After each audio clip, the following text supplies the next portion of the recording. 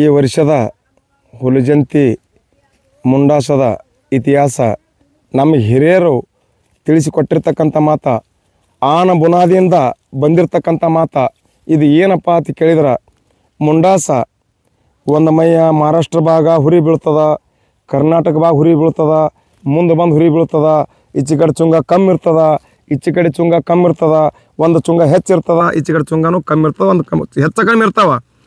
ಆ ಸೂಚನದ ಪ್ರಕಾರ ಅಲ್ಲಿ ಹಿರಿಯರಿಗೆ ಕೇಳ್ಕೋತ ಬರ್ಲಕ್ಕಾಗಿನೂ ಇವತ್ತಿನ ವಿಷಯಕ್ಕೆ ಈ ವರ್ಷ 2025 ಇದು ಮುಂಡಾಸದ ಹೊಯ್ಕ ಇವತ್ತಿನ ವಿಷಯ ನಿಮಗೆ ಹೇಳಬೇಕಾಗಿರ್ತಕ್ಕಂಥದ್ದಪ್ಪ ಅಂತ ಕೇಳಿದ್ರೆ, ಏನಾಗ್ಯದ್ರಿಪ್ಪ ಅಂತ ಕೇಳಿದ್ರೆ, ಈ ವರ್ಷದಿಂದ ನಾವು ನೋಡ್ಲಿಕ್ಕಾಗಿನೂ ಇನ್ನು ಕೋಹರಿಗೆ ಆದ್ರೂ ಪದರೊಳಗೆ ಭಂಡಾರ ತುಂಬಿ ಕೂತಿದ್ದಿಲ್ಲ.